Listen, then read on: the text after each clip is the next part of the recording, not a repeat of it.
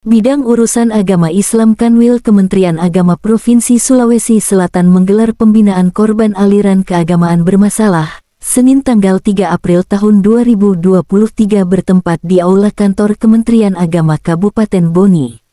Kegiatan tersebut diikuti sebanyak 50 peserta diantaranya merupakan korban aliran paham keagamaan bermasalah, penyuluh agama, perwakilan Ormas dan beberapa perwakilan ASN Kementerian Agama. Di mana dalam kegiatan tersebut dibuka langsung oleh Kepala Kanwil Kementerian Agama Provinsi Sulawesi Selatan, Dotrandes Kiai Haji Khaironi MSI, di mana dalam sambutannya menyampaikan bahwa sejatinya setiap orang memiliki paham keagamaan yang berbeda-beda, namun itu untuk kebutuhan personal masing-masing. Yang berbahaya itu kalau ada pengalaman keagamaan yang disiarkan secara eksklusif atau diajarkan kepada orang lain, seperti halnya sholat duhurnya sama-sama 4 rakaat tetapi cara bacaan yang sifatnya syirik, cara jalan berbeda-beda, seperti ada yang membaca basmalah keras dan tidak keras dan bahkan tidak ada sama sekali setiap bacaan surah Al-Fatihah. Tetapi ingat, perbedaan itu hanya untuk kebutuhan diri sendiri, ungkapnya. Begitupun kata dia soal cara berdoa juga memiliki perbedaan masing-masing, seperti ada yang berdoa di tengah malam, di tempat sepi dan sebagainya. Begitupun dengan tempat untuk berdoa, ada yang di bawah pohon misalnya, tetapi itu kan tidak jadi soal. Nabi saja tempat berdoanya di dalam goa, yakni pada saat diturunkannya wahyu kan di Goa Hira, sehingga kalau ada yang mengatakan bidah soal berdoa di kuburan dan sebagainya itu salah, namun juga tidak perlu diajarkan karena ini kebutuhan personal, ujarnya.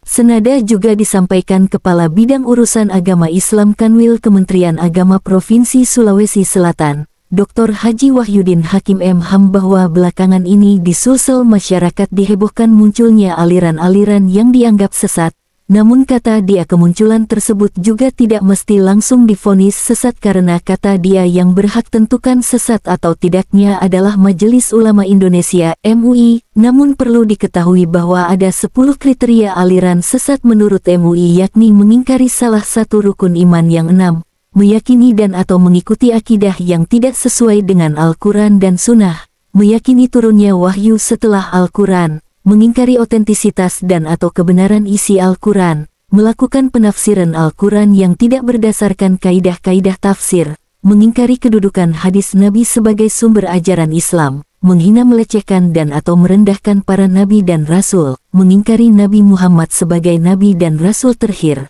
mengubah, menambah atau mengurangi pokok-pokok ibadah yang telah ditetapkan oleh syariah seperti haji, tidak ke Baitullah, salat wajib 5 waktu dan mengkafirkan sesama muslim tanpa dalil syari seperti mengkafirkan muslim hanya karena bukan kelompoknya, jelasnya.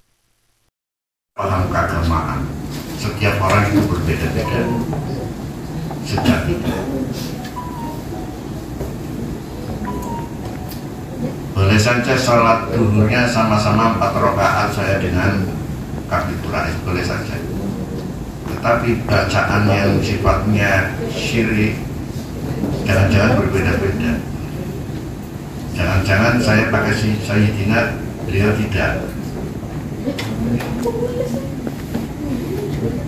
Atau jangan-jangan minimal rukunnya itu kalau saya tidak begitu rata karena sudah tua, gitu kan, beliau rata. Begitu juga sudah. Belum lagi kalau bicara persoalan ada yang menggunakan niat dibaca atau tidak, kan berbeda-beda paham itu. Ada juga yang membaca basmalah dengan keras atau tidak keras, bahkan ada yang tidak membaca sama sekali setiap membaca surat Fatihah. Ada yang membaca Al-Fatihah dengan keras, ada yang membaca Al-Fatihah dengan syirik, ada yang tidak membaca Al-Fatihah sama sekali. Jadi sejatinya kalau persoalan paham keagamaan, semua orang ini di dalam ruangan ini berbeda-beda. Tetapi ingat, perbedaan itu hanya untuk dirinya sendiri.